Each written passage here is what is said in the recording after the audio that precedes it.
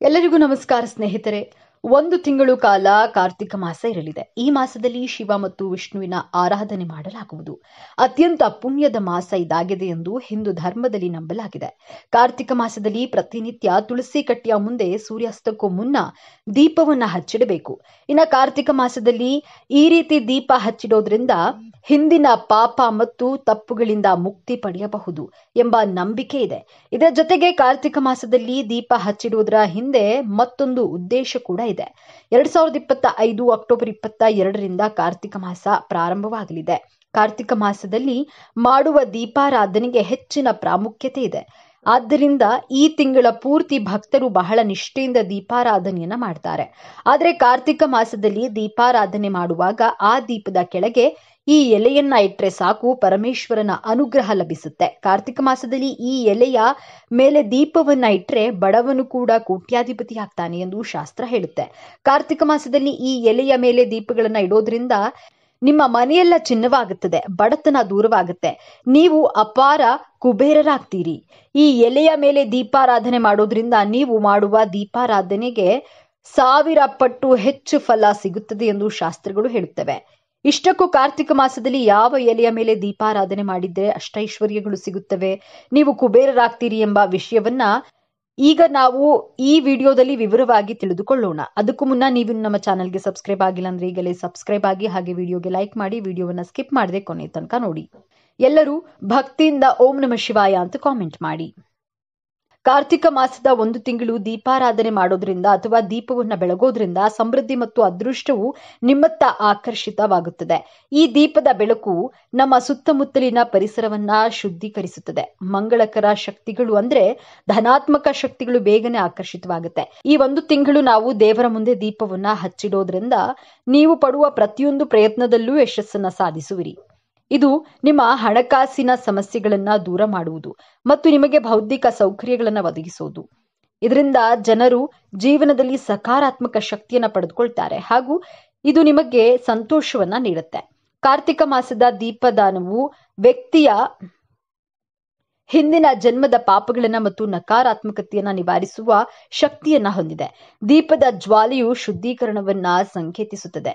ಕರ್ಮದ ಋಣಾತ್ಮಕತೆಯನ್ನ ದೀಪದ ಜ್ವಾಲೆಯಿಂದ ಭಸ್ಮ ಮಾಡುತ್ತೆ. ಭಕ್ತರ ಪ್ರಾರ್ಥನೆ ಮತ್ತು ತುಪ್ಪವನ್ನ ಅರ್ಪಿಸಿದಂತೆ ಅವರು ಹಿಂದಿನ ತಪ್ಪುಗಳನ್ನ ಕ್ಷಮೆ ಮತ್ತು ವಿಮೋಚನೆಗಳನ್ನ ಪಡೆದುಕೊಳ್ತಾರೆ.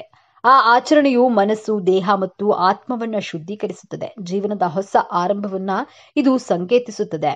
ಕಾರ್ತಿಕ ಮಾಸದಲ್ಲಿ ಮಾಡುವ ದೀಪಾರಾಧನೆಗೆ ಹೆಚ್ಚಿನ ಪ್ರಾಮುಖ್ಯತೆ ಇದೆ. ಈ ಮಾಸದ ಆರಂಭದಿಂದ ಸೂರ್ಯೋದಯಕ್ಕೆ ಮುನ್ನವೇ ಎದ್ದು ನದಿ ಸ್ನಾನವನ್ನ ಮಾಡಿ ಶುಚಿಯಾಗಿ ಬಣ್ಣದ ಬಟ್ಟೆಯನ್ನ ಧರಿಸಿ ದೀಪಾರಾಧನೆಯನ್ನ ಮಾಡಬೇಕು. ಕಾರ್ತಿಕ ಮಾಸದಲ್ಲಿ ಸ್ತ್ರೀಯರು ನದಿಗಳಲ್ಲಿ, ಕೊಳಗಳಲ್ಲಿ ದೀಪಗಳನ್ನ ಬಿಡ್ತಾರೆ. ಈ ದೀಪಗಳು ಆಕಾಶದ ನಕ್ಷತ್ರಗಳಂತೆ ಪ್ರಕಾಶಮಾನವಾಗಿ ಬೆಳಗುತ್ತಾ ಕಣ್ಣುಗಳಿಗೆ ಹಬ್ಬವನ್ನುಂಟು ಮಾಡುತ್ತವೆ.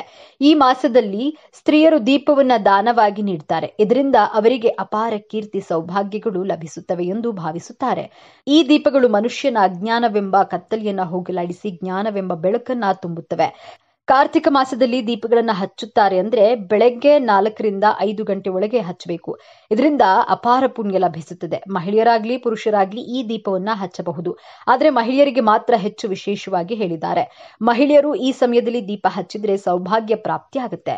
ತುಳಸಿ ಕಟ್ಟೆಯ ಬಳಿ ಮಹಿಳೆಯರು ಕೃತಜ್ಞತೆಯಿಂದ ದೀಪವನ್ನ ಹಚ್ಚಬೇಕು ಎಂದು ಶಾಸ್ತ್ರ ಹೇಳುತ್ತೆ. ತುಳಸಿ ಕಟ್ಟೆಯ ಬಳಿ ದೀಪ ಹಚ್ಚಿದ ನಂತರ ಮನೆಯಲ್ಲಿ ನಿತ್ಯ ದೀಪಾರಾಧನೆ ಆಚರಿಸಬೇಕು. ಇದಲ್ಲದೆ ಕಾರ್ತಿಕ ಮಾಸದಲ್ಲಿ ಪ್ರತಿದಿನ ದೀಪದಾನ ಮಾಡಬೇಕು ಎಂದು ಶಾಸ್ತ್ರಗಳು ಹೇಳುತ್ತವೆ.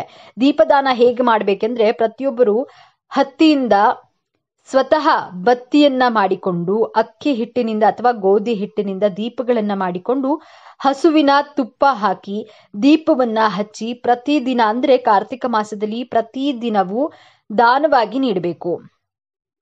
ಕಾರ್ತಿಕ ಮಾಸದಲ್ಲಿ 30 ದಿನಗಳ ಕಾಲ ದೀಪದಾನವನ್ನ ಮಾಡಬೇಕು. ಮಧ್ಯಾಹ್ನ 12 ಗಂಟೆ ಒಳಗೆ ಆಹಾರ ಸೇವಿಸುವ ಮೊದಲು ದಾನವನ್ನ ಮಾಡಬೇಕು. ದಾನ ಸ್ವೀಕರಿಸುವವರು ಕೂಡ ಆಹಾರವನ್ನ ಸೇವಿಸುವ ಮೊದಲು ನಾವು ತೆಗೆದುಕೊಳ್ಳಬೇಕು.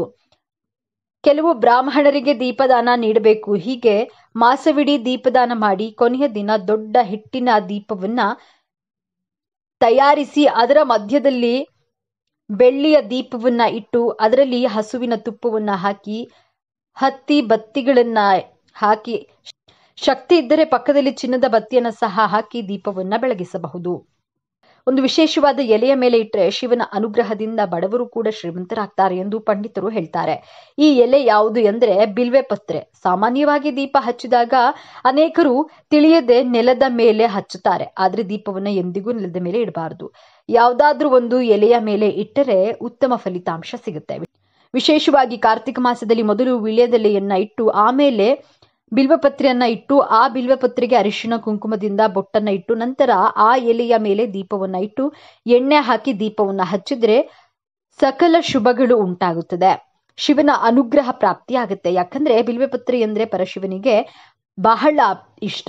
ಬಿಲ್ವಪತ್ರೆಯ ತುದಿಯಲ್ಲಿ ಲಕ್ಷ್ಮೀ ದೇವಿ ಇರ್ತಾಳೆ ಎಂದು ಪುರಾಣಗಳು ಹೇಳುತ್ತವೆ. ಅಂತಹ ಬಿಲ್ವಪತ್ರೆಯ ಮೇಲೆ ದೀಪಾರಾಧನೆ ಮಾಡೋದ್ರಿಂದ ಮುಖ್ಯವಾಗಿ ಶಿವನ ಅನುಗ್ರಹ ಹಾಗೂ ಆ ಲಕ್ಷ್ಮೀ ದೇವಿಯ ಅನುಗ್ರಹವು ಲಭಿಸುತ್ತದೆ.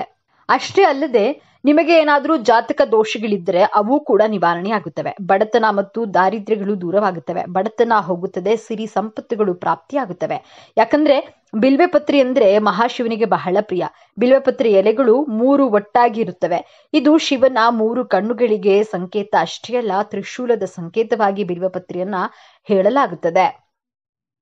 ಸಾಕ್ಷಾತ್ ಮಹಾಶಿವನು ಬಿಲ್ವೆ ವೃಕ್ಷದ ಕೆಳಗೆ ವಾಸಿಸುತ್ತಾನೆ ಎಂದು ಪರಮ ಪವಿತ್ರ ಪುರಾಣಗಳು ಮತ್ತು ವೇದಗಳು ಹೇಳುತ್ತವೆ. ಶಿವ ಸ್ವರೂಪವೆಂದು ಭಾವಿಸುವ ಬಿಲ್ವ ವೃಕ್ಷದ ಬಳಿ ದೀಪಾರಾಧನೆ ಮಾಡಿದವರಿಗೆ ಫಲ ಲಭಿಸುತ್ತದೆ ಎಂದು ಪುರಾಣಗಳಲ್ಲಿ ವಿವರಿಸಲಾಗಿದೆ.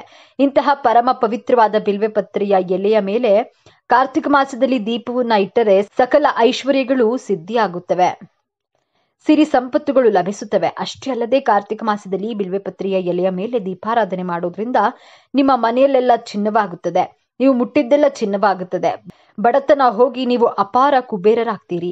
ಆದ್ದರಿಂದ ಪ್ರತಿಯೊಬ್ಬರು ಕಾರ್ತಿಕ ಮಾಸದಲ್ಲಿ ಮನೆಯಲ್ಲಾದ್ರೂ ಅಥವಾ ತುಳಸಿ ಕಟ್ಟೆಯ ಬಳಿಯಾದ್ರೂ ಅಥವಾ ದೇವಸ್ಥಾನದಲ್ಲಾದ್ರೂ ದೀಪಾರಾಧನೆ ಮಾಡುವಾಗ ಆ ದೀಪಾರಾಧನೆಯನ್ನ ಬಿಲ್ವಪತ್ರೆಯ ಆ ಎಲೆಯ ಮೇಲೆ ಇಟ್ಟು ಹಚ್ಚಿ ಶಿವನ ಅನುಗ್ರಹವನ್ನ ಪಡೆದು ಸಂತೋಷದಿಂದ ಬಾಳಿ. ಕಾರ್ತಿಕ ದೀಪವನ್ನ ಯಾವ ಸಮಯದಲ್ಲಿ ಹಚ್ಚಬೇಕು? ಅದೇ ರೀತಿ ಕಾರ್ತಿಕ ಮಾಸದಲ್ಲಿ ಪ್ರತಿದಿನ ಮನೆಯ ಹೊರಗೆ ದೀಪವನ್ನ ಇಡ್ತಾರಲ್ಲವೇ, ಆ ದೀಪವನ್ನ ಎಳ್ಳೆಣ್ಣೆಯಿಂದಾದ್ರೂ ಹಚ್ಚಬಹುದು ಅಥವಾ ಹಸುವಿನ ತುಪ್ಪದಿಂದಾದ್ರೂ ಹಚ್ಚಬಹುದು. ದೀಪದಾನ ಮಾಡುವಾಗ ಮಾತ್ರ ಹಸುವಿನ ತುಪ್ಪವನ್ನ ಬಳಸಬೇಕು.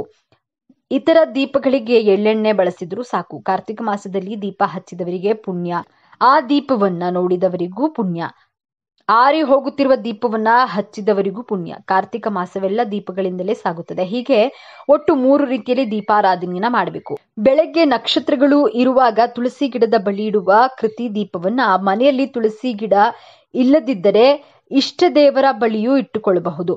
ಆದ್ರೆ ಇದು ಕೆಲಸಕ್ಕೆ ನಿತ್ಯ ದೀಪಾರಾಧನೆಗೆ ಸಂಬಂಧಿಸಿದ್ದಲ್ಲ. ನಿತ್ಯ ದೀಪಾರಾಧನೆಯನ್ನ ಪ್ರತ್ಯೇಕವಾಗಿ ಮಾಡಬೇಕು. ಎರಡನೆಯದು, ಪ್ರತಿದಿನ ದೀಪದಾನ ನೀಡಬೇಕು. ಪ್ರತಿದಿನ ಮನೆಯ ಹೊಸ್ತಿಲ ಹೊರಗೆ ದೀಪ ಇಡಬೇಕು. ಇವುಗಳಲ್ಲದೆ ದೇವಾಲಯಗಳಲ್ಲಿ ಧ್ವಜಸ್ತಂಭನದ ಬಳಿ ಈ ಆಕಾಶ ದೀಪವನ್ನ ಇಡುತ್ತಾರೆ. ಮನೆಗಳಲ್ಲಿ ದೀಪಗಳನ್ನ ಬೆಳಗಿಸಲು ಸಾಧ್ಯವಾಗದವರು ಈ ಆಕಾಶ ದೀಪವನ್ನ ನೋಡಿ ನಮಸ್ಕರಿಸಿದ್ರೆ ಶಿವಕೇಶವರ ಅನುಗ್ರಹದಿಂದ ಉನ್ನತಿಯನ್ನ ಸಾಧಿಸ್ತಾರೆ.